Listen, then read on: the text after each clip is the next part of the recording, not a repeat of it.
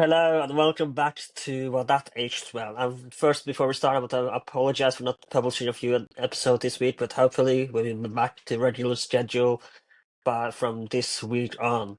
And this week we have returning guest Robert Lynman back on the podcast. And last time we discussed from victory to defeat, how the British Army lost the war in 1940. And this week I thought it was a rather fitting topic because this is kind of, in a way, a prequel to that episode. So we did it the Star Wars way, in a way. We did the sequel first and then the prequel after. So, and because we're going to discuss the final month of the Great War and how the what led to the famous 11th hour and peace at last. And but before we get to October in 1918, I want to begin with January 1918 because by the time we get to January, before it doesn't seem like Germany is bound to defeat, and we have several factors in play, like the Eastern Front were closed, and with the Brest-Litovsk Treaty, and to have new forces. America is not at its power yet, where they are not as prepared as perhaps should have been. So we have a lot of factors here at play, and it doesn't look like an inevitable defeat by January 1918. So what changes throughout 1918 from January to November, where Ludendorff gets his collapse and the Versailles Treaty, as it will be known. So let's go through begin in early January to see what would lead to what would change it, because like I said, didn't seem like an inevitable defeat even in January 1918. Well, it's a very interesting question, Erlend, and I think that the reality is, if you ask that question as you've asked me now, and you ask sort of a journalist writing for a newspaper in perhaps Germany or in London in January 1918 would have said, well, we're now entering the fourth year of the war, and nothing much seems to have changed. But if you had asked General Haig or General Rawlinson, I wouldn't have bothered asking Lloyd George in London, but if you'd asked Haig or Rawlinson or General Foch, they would have given you a very different answer, because the reality is by early 1918, quite a large number of things had changed in the way in which the war was being conducted. And you've mentioned one of them, which was the treaty in the East, which suddenly made large numbers of German troops available for the Western Front. But actually, behind all of this, there are some very, very significant things going on that makes 1918 really fundamentally different to the early part of the war. And I just want to pause by reminding people, because when I teach the subject, it's very interesting that students don't fully grasp the Great War, as I still like to call it. It was only 4 years in duration. And that's not a long period of time. And during those 4 years, an enormous amount changed. In 1918, we see a very, very different style of war fighting, both by the Germans and by the European allies. So by the European allies, I effectively mean the British and French. The Americans arriving didn't really engage on a tactical level the same quality as the British and the French in 1918. But a lot has changed. Okay, and so we've mentioned the German treaty with the Russians, which is really important. But actually, in 1918, we've got the arrival of the Americans. Now, the Americans didn't make a dramatic difference on the battlefield. That's a very interesting point, actually, because operationally, the importance of the Americans was just arriving in the first place and bringing a very large number of troops. The Also, impact, kind of such a logical impact for the Germans as well. precisely. And of course, it's a very interesting dynamic here. It's always very interesting studying war in the round, because the arrival of the Americans came as a consequence of German strategic mistake. The primary strategic mistake, of course, Germans made, because the Americans didn't want to win the war, was unrestricted submarine warfare. And that dragged the Americans in, created huge animosity in America to Germany, and it was completely unrequired. I mean, the Germans, of course, were responding to the naval blockade by Britain, which was starving Germany. And this is the second point I want to make. By early 1918, Germany was starving. Now, although the soldiers on the front line didn't really see much effect of that, they were still able to read the letters from their families back home, and they realized that this war wasn't going anywhere for Germany. Morale, Mm. and it did have a direct impact on morale. That's a very important general thing to understand about the Germans. The other thing to say, really, by early 1918 is there is a sense, perhaps, in the German General Staff that they're playing catch up to Allied innovation. And one of the key characteristics, certainly we can see this from the middle of July, the end of July, rather, 1916 onward, is innovation in the Allied armies. I don't think you can avoid this. There's a lot of very interesting stuff going on. It could be from very simple stuff like scenes on the battlefield, how do you adapt, to mines, to tanks, very important in 1917. And the Germans play catch up. They design tanks to counter the Allied tanks. But actually, by late 1918, the Allies were deploying tanks in a very different way to the way they'd done it in 1917. So there's a lot of agility in the Allied armies that I think, on reflection, this is a very personal view, but I think the Allied armies were much more agile than the Germans. Certainly, Ludendorff was not fast enough. When the Great St. Michael offensive came in March 1918 against Amiens, it became very, very clear, very quickly, within a few days, that there was only one idea in the St. Michael offensive, and that was the stormtroop idea of breaking through and discombobulating the front line. What was missing was sustainment. And it's really interesting. How do you sustain an offensive? I mean, you've got to bring all your artillery and your food and everything with you as you go forward. The Germans had not solved that particular problem. It's one thing to break through a front line and to get into the rear areas. It's an entirely separate going. And I think that really, just without going on for too long, the important point about early 1918 is that actually, if you were asking a journalist this question and just reading the newspapers, as I've done for early 1918, you'll see that not many people have spotted that there's actually fundamental change behind everything that's going on. If you ask, I think I think that if you look at the battle scene of 1914, you wouldn't recognize it in precisely, 1918 because so much, like you said, so much has changed. precisely, and we can see, we'll talk about this in a little while because there's some really good evidence of what had changed when it came to the what we generally call the 100 Days battles. The battles began on the 8th of August. Just the way in which troops deployed, what they did, their objectives, the way in which they fought, the equipment they used, fundamentally different, not just at August 1914, of course, but actually quite fundamentally different the first day of the Battle of the Somme. I'm talking from a British perspective.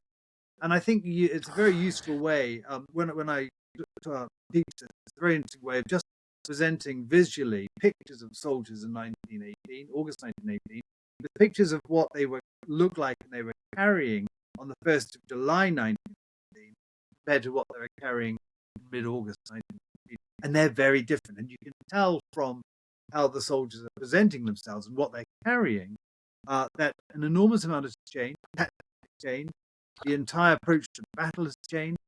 Not only that, we're talking about the infantry, but a lot has changed in the deployment, particularly of artillery. This is really important because one of the extraordinary things about the Great War is that although it only went on for 4 years, it saw dramatic change all the way through. And by 1918, we now have artillery used in a very different way to the way it's been done before. Just to give you a little example, in 1914, of course, all artillery was direct fire. It was towed artillery. Most of it was towed by horses. I'm talking about field artillery here. And the idea of artillery is direct fire against enemy cavalry and against enemy infantry, counter-battery fire. Through the first couple of years of the war, artillery became primarily indirect rather. It was firing over the heads of the enemy into their positions. And there was very little role for direct fire artillery at all. And the quality of direct fire artillery was transformed through 1916 to 1918. Many people describe the use of artillery as a revolution military, a big RMA, where people believed that artillery was, and quite correctly, artillery was a new weapon of war. And it was a very effective weapon for two reasons. One is because of the nature of the ammunition that's now being used. So it's proximity fuse ammunition, which means that the ammunition explodes above your trenches or above your positions, not in them. So the ground doesn't absorb all the explosive effect of your shells. But more importantly, targeting has improved dramatically. We now have sound ranging. We now have targeting enemy positions and batteries and so on by air. And that targeting is being observed by observers in aircraft, and the information is being radioed by telephone to the ground. Now that's a big change. I mean, for goodness sake, that's we've only had telephone for a very short number of years, and all of it underground. We now have lineless telephone from aircraft. Now that's a really, really important thing. But there are other things as well. Of course, we've mentioned tanks. Tanks is a very, very interesting example of how the big challenge of how you cross contested ground. How do you get across ground that's known as the empty battlefield? It's covered by bullets rather than people, which is why soldiers have to dig in. How do you cross that ground without losing large numbers of men? And how do you then, when you cross that ground, move on to penetrate enemy positions? Now, all of those questions have been solved by now. This is what people forget in our sort of corporate memory. I think we like to think of the Great War as a war of quagmires and of French positions unable to conquer each other. That's simply not true. That view is, of course, reflective of a short period of time in the middle of the First World War. It's not true of the end, because in 1918, and we'll talk about this in detail as we go through, the changes have been quite dramatic. So just to go back to your original question, if you're a journalist and you weren't really sure about all these changes, perhaps in January 1918, you would say, well, what's new? What is going to win this war? But actually, if you asked that to General Rawlinson or Haig or Foch, they would know exactly what was going to win the war. And I think Rawlinson certainly would have had the confidence that he was on the right trajectory. I think one of Rawlinson's famous commanders, Monash, would have known that he was on the right trajectory after the Battle of Lamal in 1916. This is a process of quite dramatic change, and Rawlinson's Fourth Army was going to demonstrate from August just how good it was. And I think that I'm pretty confident that the Allied commanders in early 1918 had a good sense of how this was going to end. Although, of course, as you well know, there were some dramatic shocks on the way, not least of all the German spring offensive in March, which was a phenomenal shock. I mean, it ran out of steam very quickly because of its internal contradiction. It was systemically badly prepared. It was based on the idea that stormtroopers could just keep on storming for days and days and days and days on end, and we know they couldn't. Stormtroopers managed to survive on 4 days without sleep, and then they just dropped dead. I mean, it was quite an extraordinary effort, and I think when you and a number of historians have done this, they look at the cycle of events in March, they see this as being really a last gasp by Ludendorff's armies. It's not really a sophisticated tool of warfare. It's a great idea, but it's the sort of idea that will be very successful in a small part of the battlefield. It's a tactical idea, breaking through an enemy line with the idea that maybe the Allies would be completely discombobulated by masses of stormtroopers breaking through to Amiens, capturing Amiens, breaking the Allied line back to the coast. None of that happens because they overreach. They fail to understand how to sustain the operation. And when it comes to Foch, in particular in August, and General Haig, who launches the first British offensive on the 8th of August, that mistake is not made. It's their offensive is undertaken in penny packets, so part of the battlefield one at a time, in order to create a wider strategic effect. You look at, you can Google this, you look at the map of the front as on the 8th of August 1918, you see that the British intent is to eat into the German lines very quickly, and then to force them to evacuate the northern areas without actually fighting. And I love this because when you go back to Alan Clark and his lines led by donkeys nonsense in the 1960s, one of the big challenges when you question how generals command battle is to ask, to what extent are they strategizing? Are they thinking about how to create a bigger effect from what they're doing? Or are they just trying to batter their way through the enemy? And I think my conclusions are, this is Nick Lloyd's conclusions as well from his fantastic 100 Days. By August 1918, the Allied commanders are actually strategizing very effectively because they're trying to create a wider German effect, trying to persuade the Germans that they are beaten by doing things differently and attacking them on particular fronts that causes a consequence elsewhere. Sun Tzu always said, the best generals are those who win without fighting. Now, a lot of fighting is going on. But this is a different sort of fighting to 1960, where you had mass armies opposing each other directly. 1918 is very different, much more subtle, much more discreet, and ultimately the Allies, it's much more successful. And I just say at this point, I think I might have said this last time, it's really important that I think that I think it's important that we speak more about the 100 Days battle nowadays. We're in November, we've just finished November, and we're entering into December, but battles that brought the First World War to an end were a dramatic success for the Allies. And we forget how successful they were. The Germans didn't end the war because they had decided politically they'd given up. They ended the war because they had been beaten. Yes, Germany was starving, but Ludendorff's armies had been destroyed comprehensively. As a result, yes, of Americans coming in, yes, of greater material superiority, but by better ideas and better command. And I think that's borne out certainly in the 100 Days. Now, I was thinking about this as we were talking, and speaking of morale, what was the morale like in both the German and the Allied side by this time? It's a great question, and we need to remember that actually in 1917 there was a very significant French mutiny. Yeah. And in many soldiers' minds, certainly the French army, and we need to remember, of course, von Falkenhayn's aim for the French army. He was commanding the Germans. His aim for the French army was to bleed them white. That's the phrase he used.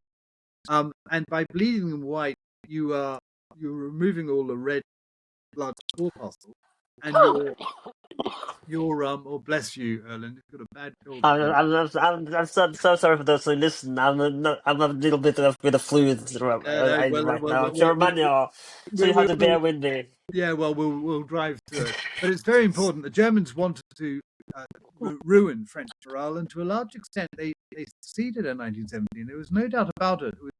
It got very close to something that was quite existential for France.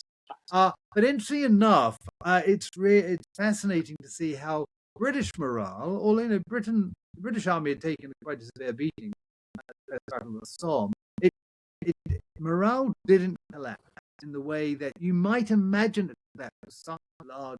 When I use the word British, I mean the Commonwealth. Commonwealth, you would imagine that morale would collapse right across the front. But there are some very interesting reasons why that didn't happen. There's a lot of sophistication around military leadership and sustaining the morale of troops by 1960. And this is exemplified, for instance, by the first, second, and third line system. So by 1916, we'd have troops going up the front line, and they would spend between 1 and 2 weeks on the front line with the enemy.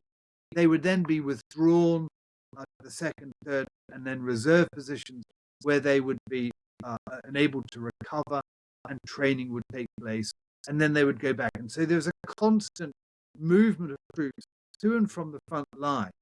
And the big challenge here by 1918 is the extent to which German losses meant that they couldn't do that to the same extent. And German morale was not as good. I mean, well, certainly by the Hundred Days battles. I mean, I think one of the extraordinary things about the Hundred Days battles is actually the number of German prisoners. That's really quite. Between July the 18th and November the 11th, 1918, the British armies took 200,000 prisoners. We're talking about an army of 1.5 million men. In that period of time, the British armies alone took 200,000, 188,000. The French took 140,000. The Americans coming in were quite pleased because they took 43,000. And the Belgians coming in, Johnny come lately, the Belgians took 14,000. And in all of that, they took something like 5,000 guns. Now, that's the long period of the 100 days, a little bit earlier as well.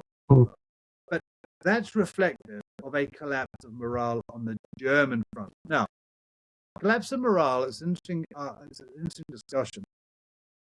It doesn't happen in every unit in all places, but it's sufficient to have an impact right across the piece, and it's what I would describe as escalatory.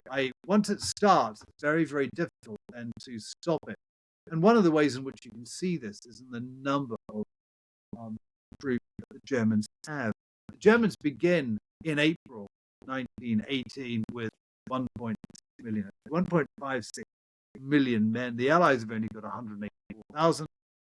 Sorry, 1.8 million. I thought it was strange odds, 140,000. Yeah, I thought it was strange odds with just 140,000 up against millions. No. I made a I mistake. know. It's not 100,000. I was joking. I was making a joke. I know. It's 1.3 million. So the point here is that Yeah. the Germans have an advantage, but that advantage goes by the middle of June.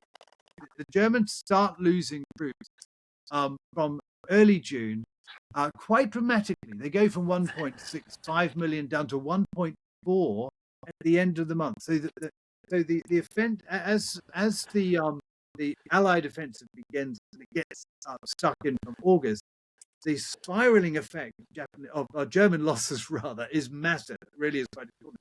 And if I was to tell you that by 1st of November, the Germans had come down to only 860,000 men. They'd lost nearly half their forces by November. But the Allies were still up to 1.4 million. So here we are. This is the effect of the Americans coming in as well. But Allied numbers were going up and up and up despite losses. But the mathematics of the German numbers were only going one way. And this is quite clear to Ludendorff. Ludendorff starts the year with 1.6 million men, and he nearly ends the year, well, in November, with 868,000. And this is quite dramatic. So Germany knows that it's not going to win the war. It can't possibly win the war. It no longer has any men.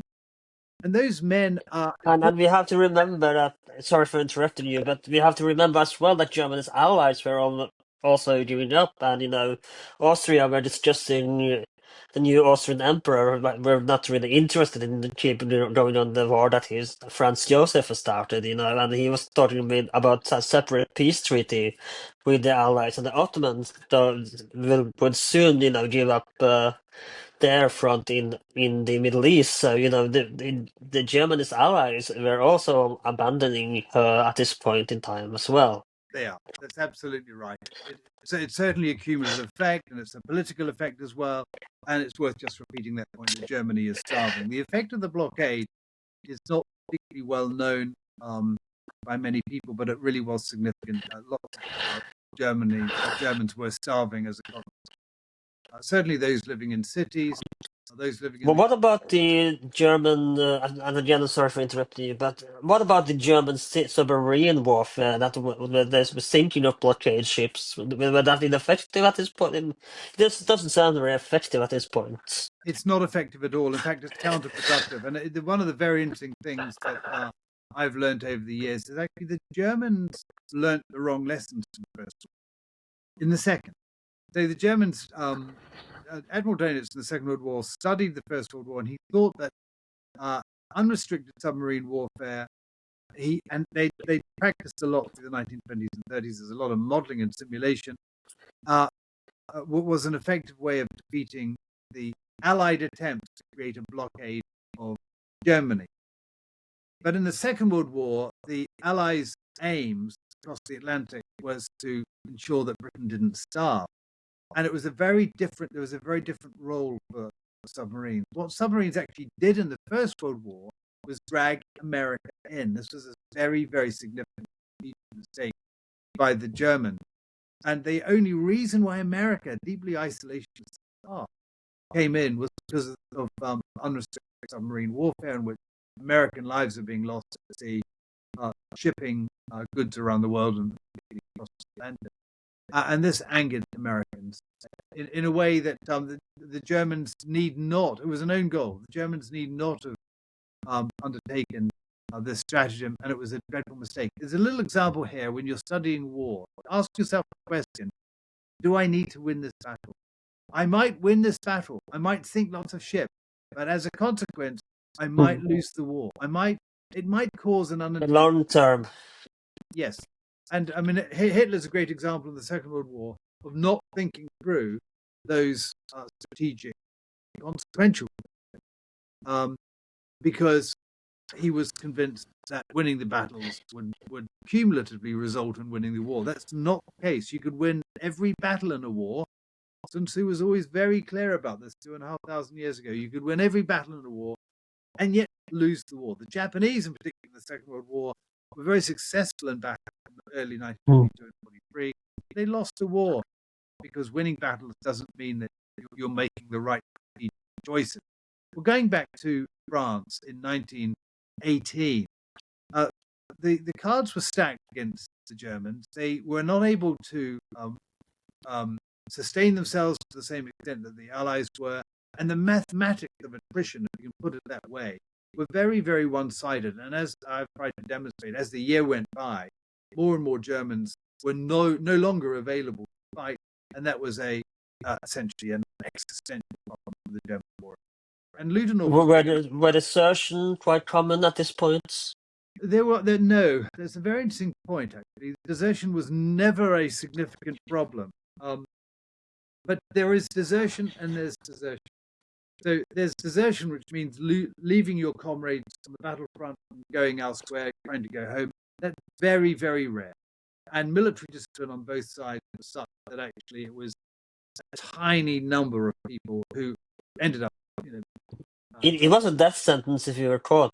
Yes, so that's the point. You ended up in front of a firing squad.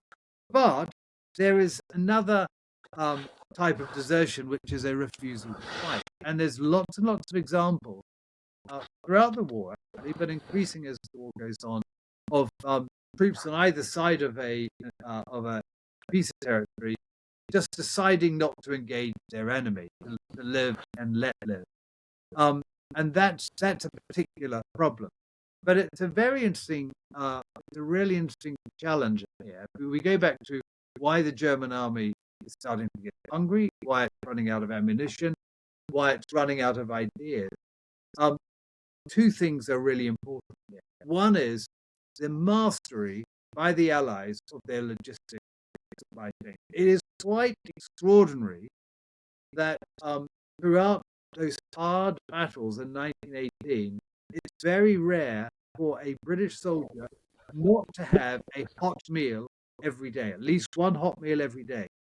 Now, the British have created this system whereby hot food is brought up the front line, and members of an infantry battalion, just say a battalion, 600 men, there's the fighting echelon is known as the A echelon. The B echelon are men who exist to support the fighting men by giving them food and ammunition.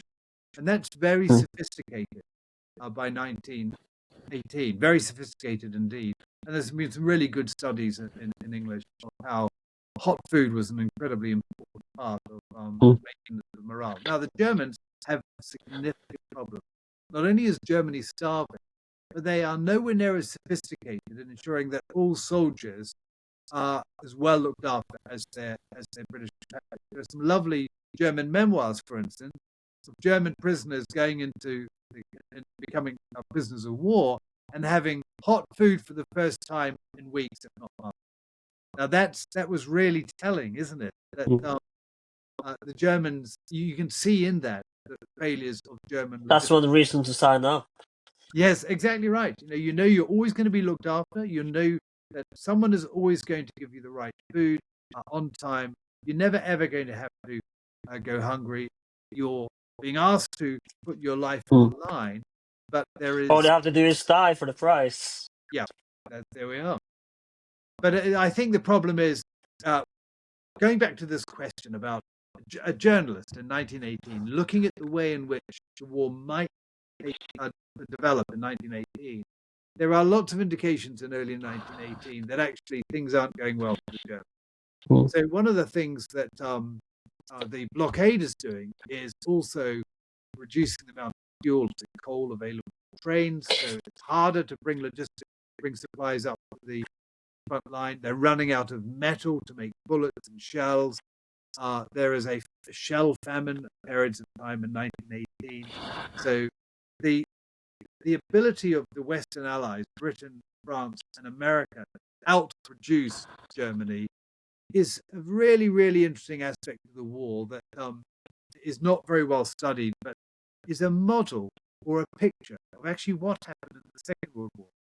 It's very interesting, I think, when you look at the Second World War as a war undertaken by Germany, modeled on what they learned in the First World War, what they learned in the British in particular, but they forgot some of the biggest lessons, which is only go to war if you can sustain it over the long term. If you know that you're going to be able to outproduce the enemy in terms of ammunition, food, supply, fuel, and particularly mistake he made massively in 1941, underestimating the amount of fuel he would need to sustain his army. By 1918, by the end of 1918, the Germans had very, very little left.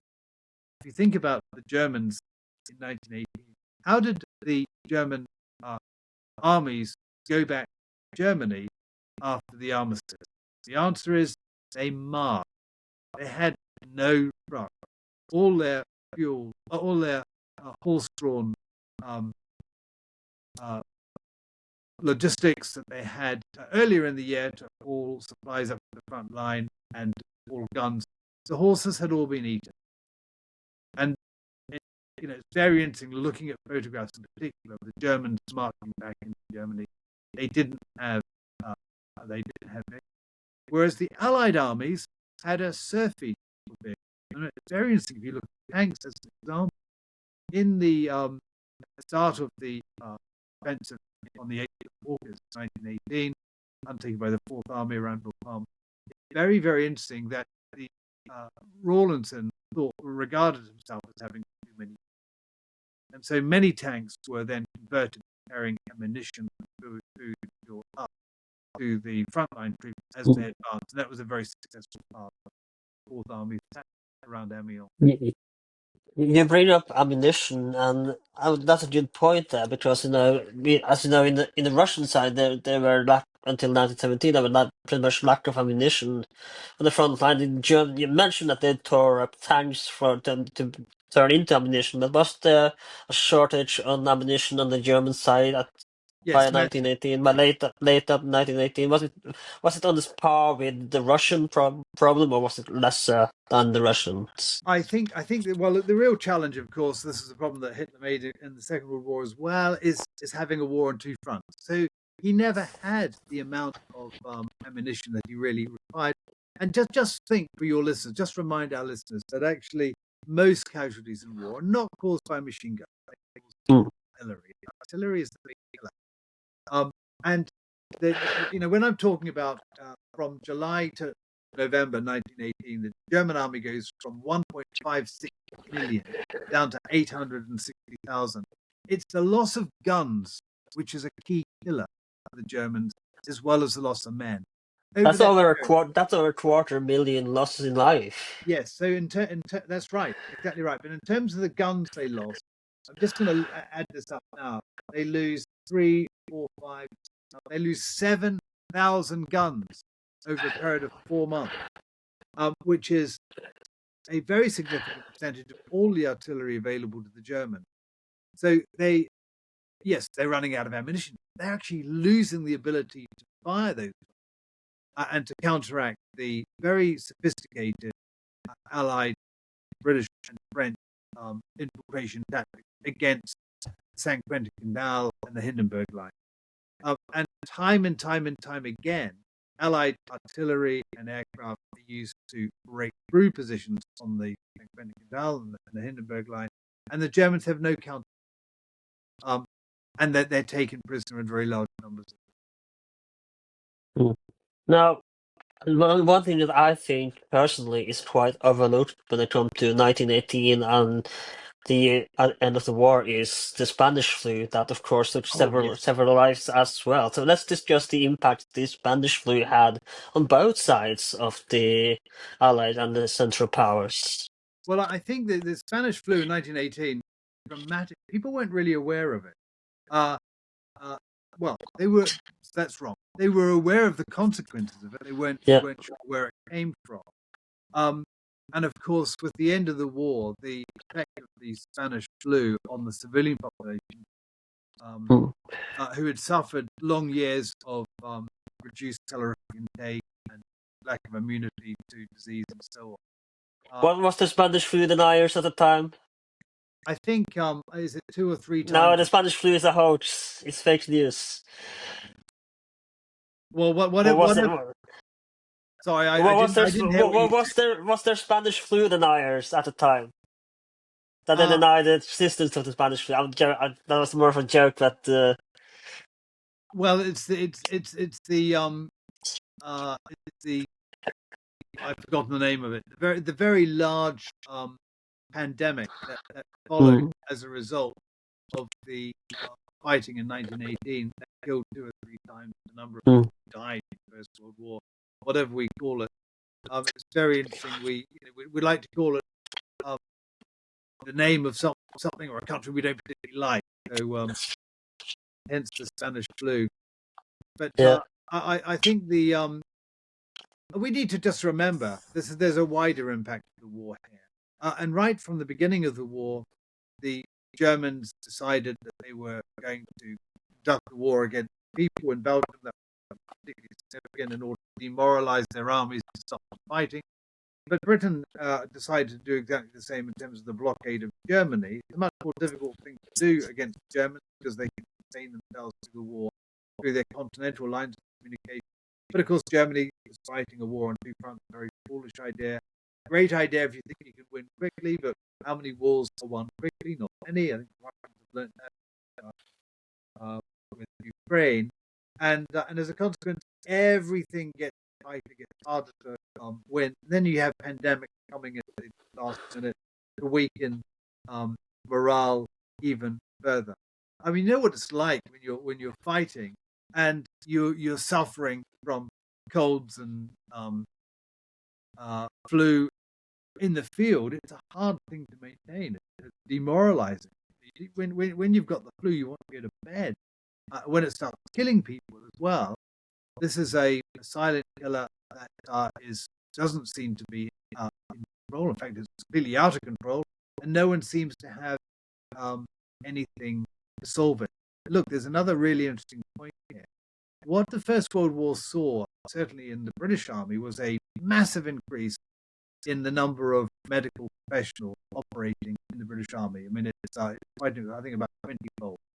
So by 1918, we've got lots and lots of medical professionals, but they're dealing with battlefield trauma.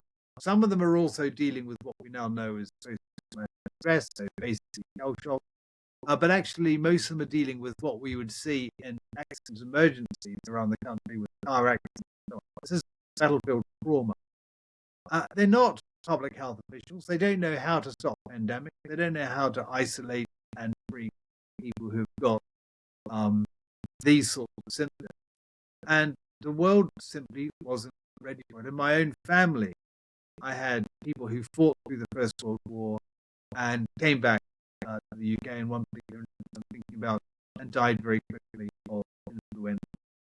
And this was very, very demoralizing. I mean, just as an aside, one of the things that General Richard Dannett and I, when we were writing our book on the war, the interwar years, one of the things that we became very aware of was the very poor state of morale in Britain, public yeah, morale.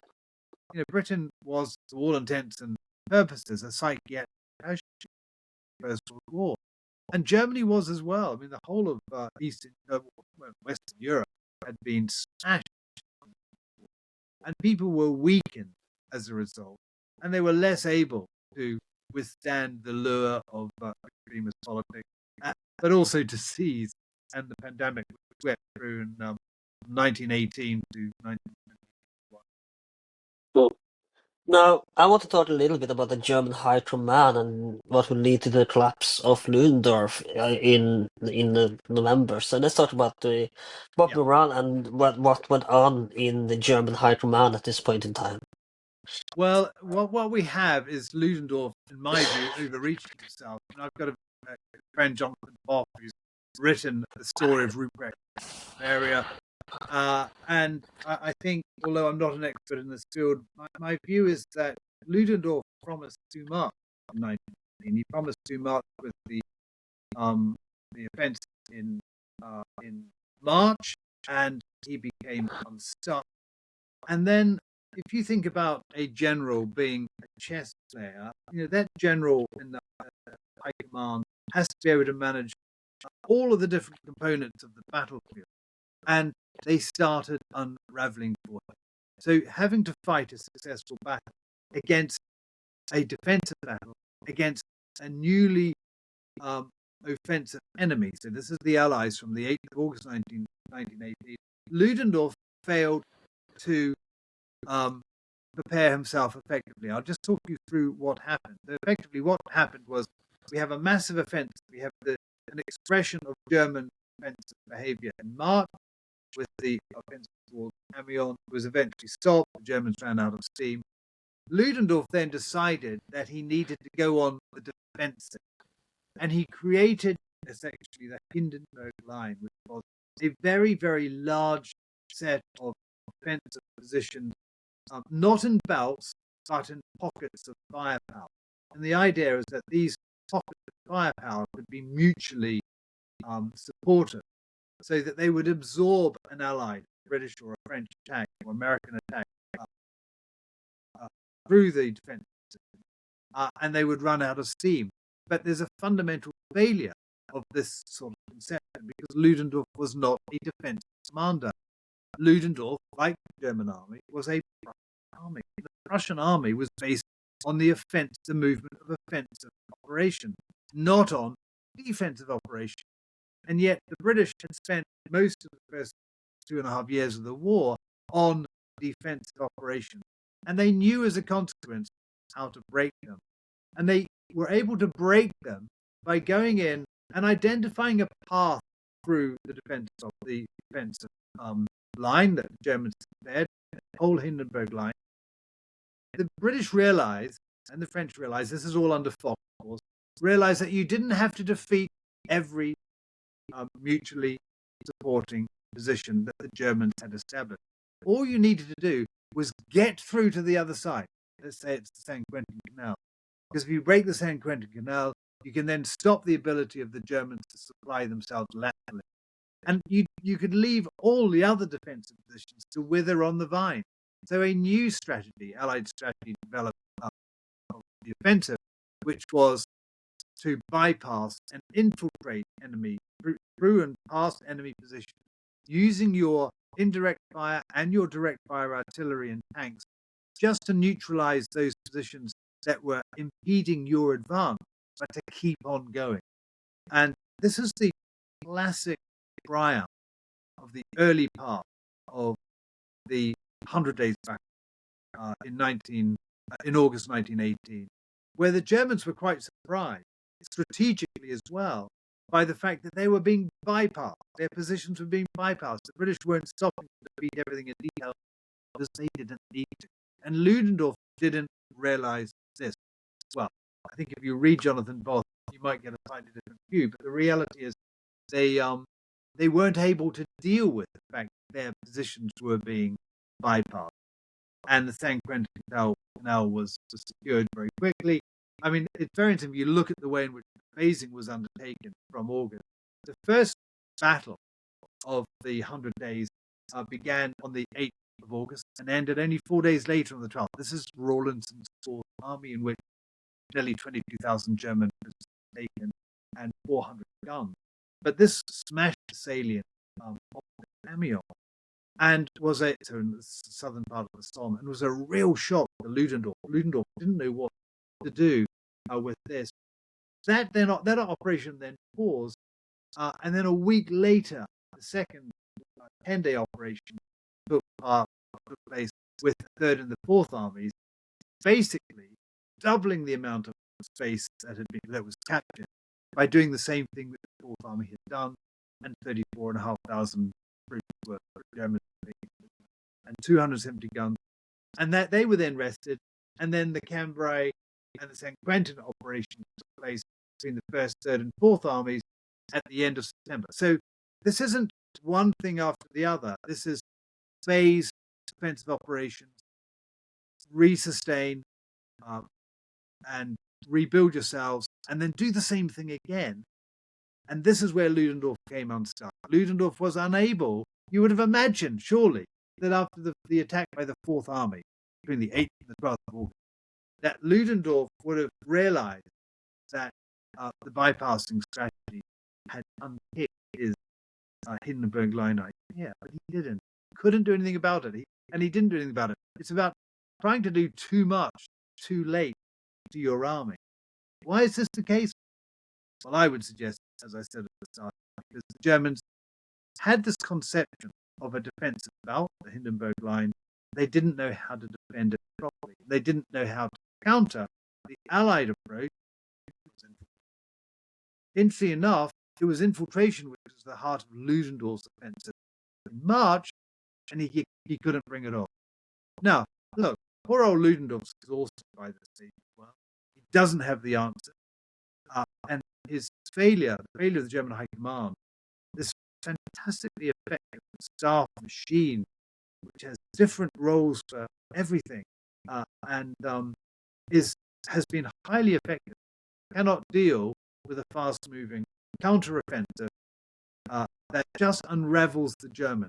The other really interesting thing about the Ludendorff failure on the Hindenburg Line in the 100 Days, Nick Lloyd, I keep on recommending this book,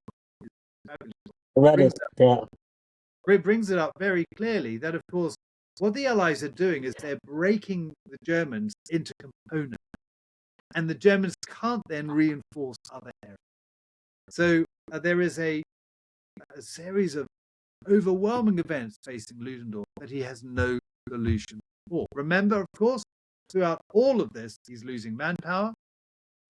He can't sustain his troops. So if you're in the front end of the Hindenburg Line, let's just say you're up right up on the Somme, and you've been bypassed, and you are 20 miles behind the front line now, or where the Allies are, how are you going to get fed? How are you going to get your ammunition? You're not going to get it. And this is why, as the weeks went by, such a large number of Germans just surrendered. They realized it was better to be a POW than to fight the front line. And that's right. So there's, as I said right at the start of this conversation, there's a massive escalation, I can't think of a better word, of prisoners being taken. The further the Allies go towards St. Quentin Canal in September is the most important point, because this was the main nerve by which Germans reinforced themselves. And just capturing parts of the St. Quentin Canal, even without capturing the whole lot, you didn't need to capture the whole lot. Just part of it was sufficient to unnerve the Germans and realize that the game was up, because the Hindenburg Line had been breached. And then German soldiers, on their own accord, came out of their bunkers and put their hands up. They hadn't been attacked. There was no need to attack them. The phrase in English was, "Let's leave them to wither on the vine." There is no need to attack German bunkers along the Somme because we're 20 miles beyond them, and we are creating a strategic effect of the offensive. We don't need to worry about these. If you look at all the British command conversations that are going on at the time, there's a couple of things going on. There's real professionalism. I mean, it's quite extraordinary, down to brigade and battalion level.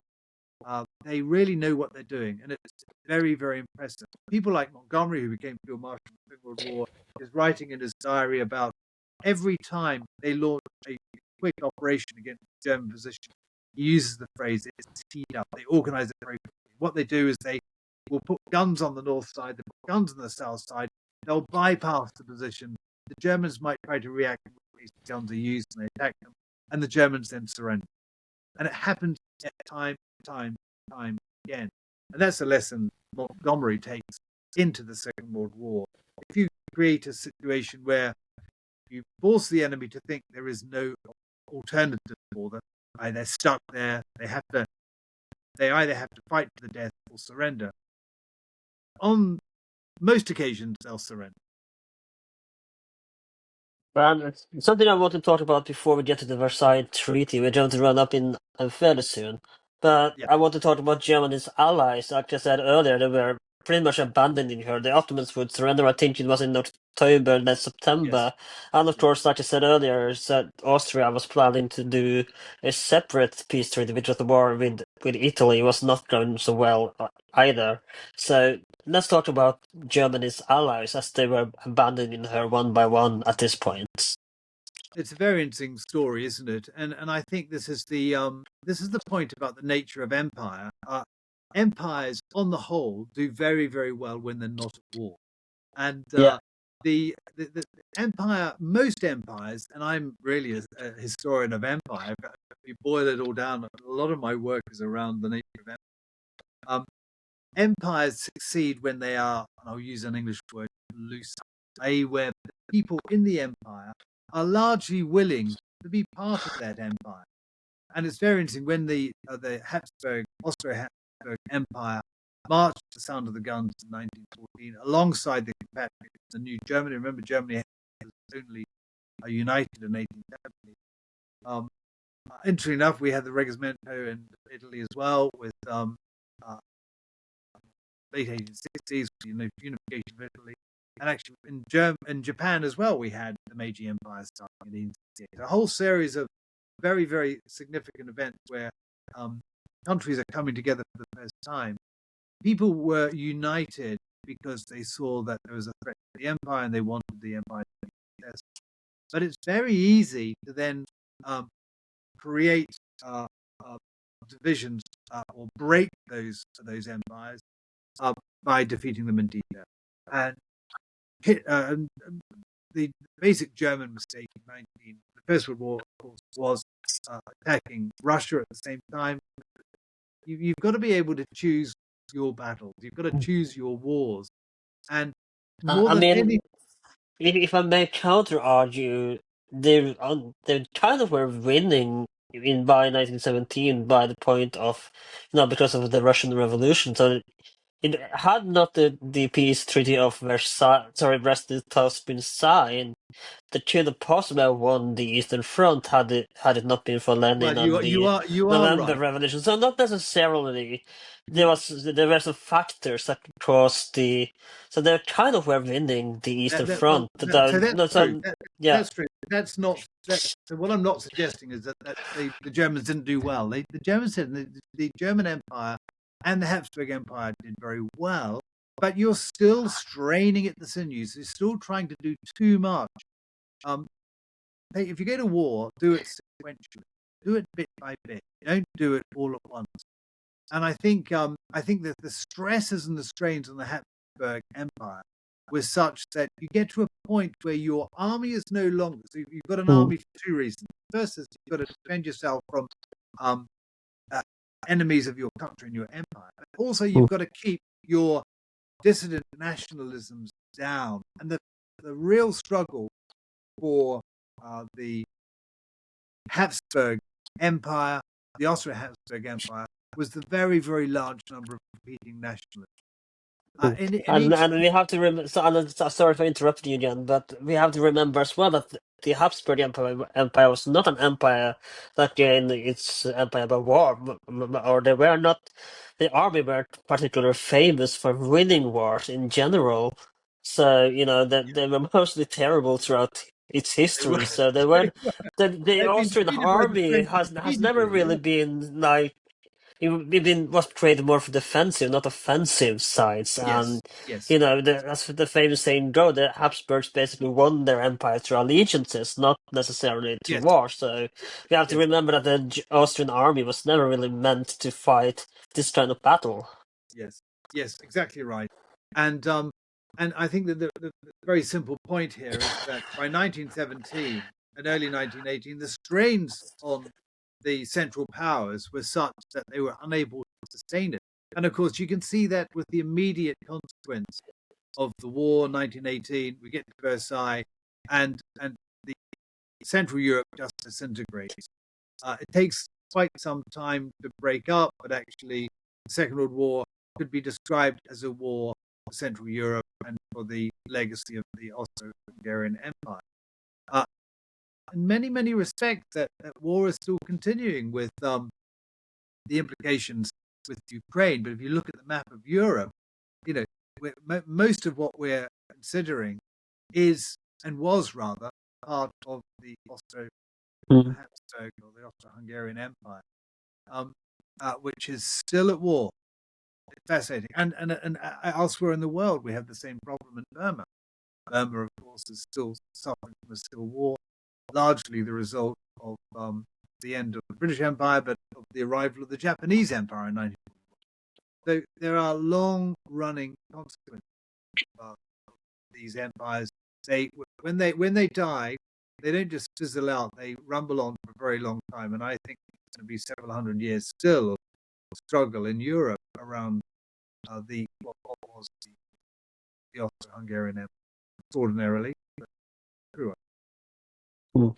Also, the Ottoman Empire at this point as well were collapsing internally as well, and the army, though they fought great, had fought a pretty much good war up until this point, and but in by August, I think it was August, September, or I don't remember which month they did also surrender the war, but yeah, they did pretty much hold on until the very end. And I think one of the main goals for the Allies, from what I remember, were that they were, you know, if the Ottomans came out of the war, then it would be over for Germany. well, it's absolutely right. The Ottoman Empire was slightly different, of course. The Ottoman Empire was uh, clearly a Turkish empire with the allegiance of quite a large number of North African states, all the way through what Palestine to Syria and Lebanon, and across to the Hijaz, which is Saudi Arabia.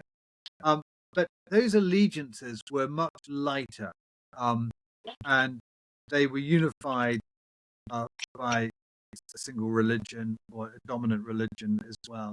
But by November 1917, the Ottoman Empire had, to all intents and purposes, collapsed because it was centrally controlled. And this is the big difference between the Ottoman Empire, in my view. I mean, at its high point, the Ottoman Empire had influence all the way down to Tanganyika, Tanzania, and right across the Arabian Gulf. But by 1917, that had also disappeared because for a period of time, 70 or 80 years, the Ottoman Empire had centralized itself in Turkey and Constantinople. And they'd also turned on their own subjects. So the Armenian Yeah. massacres were a consequence of the Ottoman Empire becoming more nationalistic. And it's a really interesting thing to see. This didn't happen in the Habsburg Empire, apart from, of course, the animosity towards the Jews. But the Ottoman Empire became much more Turkish. In its final 100 years, Justin Maserati is very good on this subject, by the way. If you want to study it, the Ottoman Empire at its high point, we're talking about 1570s, perhaps 1580s, was a truly collusive um,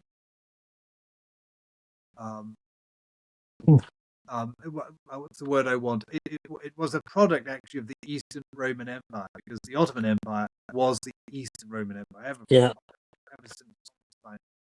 But because it became much more Turkish orientated, much more centralized in Turkey, much more nationalist in terms of Turkoman rather than um, I think a lot There of that goes back to Abdulhamid II, who was trying to impose Turkish nationalism and using Islam as a kind of, Yes, that's right. I don't have the word, but he tried, Yes, I don't remember yes, the word, but he tried, yeah, yeah, conservative Islam, bring conservative Islam back in, and yeah, it still reflects today in many parts of what was the Ottoman Empire, this precisely. Abdulhamid II's, Islamization, conservative conservatism of the Islam in during Yeah, his reign yeah, and still echoes that today. and that's widely reported and recorded, and historians generally agree on the demise of the Ottoman Empire. It becomes much more inwards looking. It became much less able to support Germany. The reality is, ever since Gallipoli, the relationship between Germany and the Ottoman Empire had diminished considerably. This was clearly an Allied war aim, of course, um, and the Turks weren't really concerned with supporting the Austro-Hungarian Empire, who are ultimately in the Balkans a competing empire. They were worried primarily about Russia, which is why the Ottomans were quite happy to support Germany, because Russia was the northern. Also But you're right, because by early 1918 it had gone. Britain wanted half of the empire as colonies in North Africa as well. It was one of the reasons they joined the Germans. Yes, I mean there's competing imperial um, challenge here, undoubtedly. But let's talk about Ludendorff's final collapse, and that would lead to the Treaty of Versailles, and the discussion on the Treaty of Versailles. That would, be the final end, and end of the First World War. Well, I think one of the things to point out here is that the collapse of Ludendorff's armies led to a political I mean, decision. Ludendorff's collapse. When Yeah, he collapsed, he had a mental breakdown. yeah, okay. But I think there are a whole series of things that are happening at the same time. Ludendorff collapsed mentally. He was unable, realized he was unable to command his armies, control his armies. The Allies dominated the battlefield in a quite profound way. Uh, his defensive stratagem had failed miserably. He didn't feel supported um, by Berlin anymore, and of course there was dramatic political division at home about whether to end the war or not. What would have happened if they had chosen to fight on? Do you think the Allies would have entered Berlin eventually, or do you think that they I would think win? Germany. I think Germany. The German army was on its last leg. I mean, as I just think about those numbers, 868,000 Yeah. by the 1st of November. And those numbers were going down by a couple of 100,000 a month.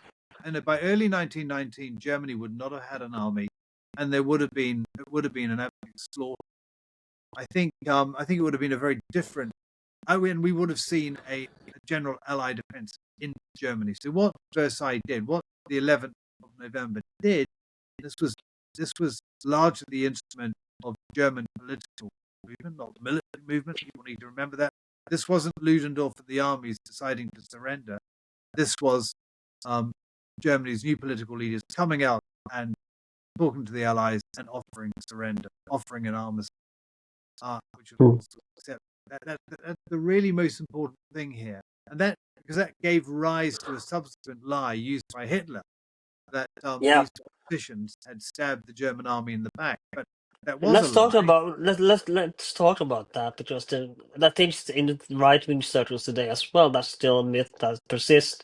That the Allies were stabbed in the sorry, the Germans Yeah. army were stabbed in the back. So let's talk about where this comes from and how. Well, Because it didn't. even by Ludendorff and Hindenburg, this was pretty much accepted by themselves. Oh Yes. yeah, it was Yes. my fault. We were stabbed in Yeah. the back.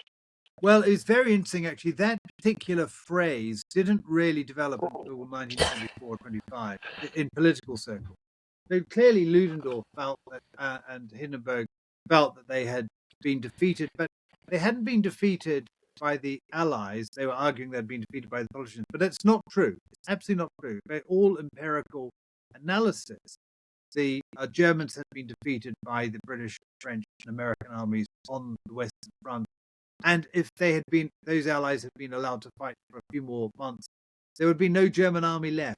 It would have Mm. demonstrated, and there is a sense, isn't there, that we Yeah. could have avoided a lot of subsequent problems, animosity, by ensuring that the Germans had been defeated. And there were a number of mistakes made in 1918 after the armistice by the Allies, by the commission set up by the Allies.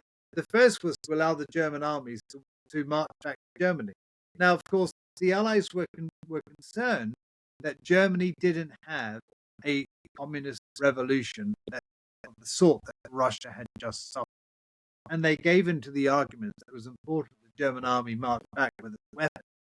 Um, so the Allies were thinking about the future structure of politics in Europe, but they made a fundamental mistake because the Germans, certainly the extremists, were then able to use this as an excuse and as an example of Mm. political perfidy. But all the evidence is very clear that the Allied armies stabbed Ludendorff's army in the chest in November 1918 and defeated them comprehensively in battle. And it was nothing to do with the German politicians deciding that they'd simply had enough and they were going to withdraw. There was that as well. But they did that because they knew they had lost the war. And there's a good example here of Hindenburg, both these men being culpable by having their head in the sand and not commanding, not accepting the reality of the battlefield, and allowing events to run away with themselves. As a commander, you need to be determining, okay, what do you undertake operationally and tactically on the battlefield? How do you dominate your enemy? But they all have a strategic aim. Everything you do has a strategic aim and a strategic purpose. And it's very, very clear that Ludendorff and Hindenburg and a number of others were just concerned about their own egos, their Mm. own record, their own positions, and it was very easy to blame other people, certainly Berlin Mm. politics, for their demise And without accepting actually the Hindenburg line. The big I always have laughed at this. The irony of the Hindenburg line is that you shouldn't have called it the Hindenburg because it was a massive failure, a massive failure. And it's very interesting. The French then, through the 1930s, decided to create the same sort of thing and called it, of course, as we all know, the Maginot Line. But the Germans never learned, and they created the Siegfried Line to prevent Allied incursions in Germany from they 1944 took the on. wrong lesson from the First War. They learnt the wrong lesson repeatedly, and this is the Ludendorff and Hindenburg era. Yeah. It's interesting because we've been talking about morale a lot this episode, and when it's easy to say that you were stabbed in the back, but like we talked about the people back home had no food, but to almost to Yeah. German mid times to the blockade by the Allies, and the for front as well, both on the home front and on the battlefield, both morale were so low that it's how can you say it was the same back home? They didn't have it much better just because they weren't fighting. The home front was starving as well. So it's Yeah. I know it must be the balance of the battlefield must think that the people back home have it so good, but that's not the case, and so it's silly to rather say that we were stabbed in the back. Yes. Yes. Precisely right. Precisely. But it did meet the political need of the extremist parties in Yeah. the mid 2020s, 1920s. Yeah, that no, no, I want to end this episode by talking about the final day of the war, the 11th Yeah. November and the 11th hour, because the fighting went on pretty much until 11 a.m. on the Yes. 11th November. To the final moment, people were still on the battlefield. And I think I don't know how you feel about the movie, the new version of All Quiet on the Western Front, but I think at least at that point, they portrayed rather really great well how the German army almost refuses to go back to the battlefield on the final day and how the people die. on the Western Front, even up until the final moment of the 11th hour, when peace is at last. I think I like it. I think it's a very powerful and a very moving piece of cinema. But it's very interesting. It just demonstrates the utter tragedy and futility of Yeah. the war and the futility of the last days of the war. And there's you can Google this as well. There's a very good sound recording of artillery firing through the last hours of 9 o'clock, 10 o'clock on the 11th of November and ceasing at 11 o'clock, and battlefield going silent. And Europe was unused to silence. This was quite a dramatic change. And but it was a temporary silence. There's no doubt about that. It was going to come back in an equal noise 20 years later.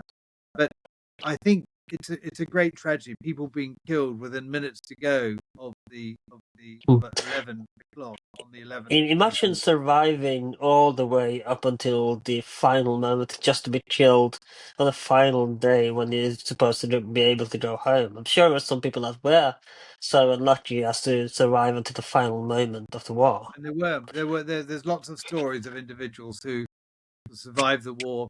What's even greater tragedy, as we talked about this earlier with the influenza epidemic, is the large number of troops and civilians who, in the months that followed this, um, uh, uh, die of influenza. But it's very interesting. There are different reactions throughout all this because there's some wonderful British memoirs of the 11th hour on the 11th day of the boys not giving up in misery, but of the boys being triumphant in victory. This is also Mm. something that we in the West have forgotten because our view of the First World War is usually dominated by misery over the Somme. We think about 1916 rather than 1918. But Yeah. actually, there are a large number of really brilliant memoirs of men in November 1918 who are getting fabulously drunk and uproariously drunk and disobeying military law um, and just celebrating what they all regarded as a dramatic victory because the Allied armies by this stage, were well into German occupied France and Belgian territory, and they knew that they had achieved something really quite great. So when the war finished, the vast majority of people weren't sitting on their cups saying, "Oh, wasn't that a terrible thing?" They were celebrating a quite dramatic victory. And of course, the aftermath of what happened after the 11th hour, you can listen to with the episode I think we recorded in May. That, of course, you can find out what happened to the British Army from 1918 until 1940. That I would highly recommend checking out. And I apologize for having to flu today. It's inconvenient, I know, but well, I'm unfortunately I can't do much about it, but thank you so much for coming out on back on the podcast. It was a great pleasure to discuss this episode with you.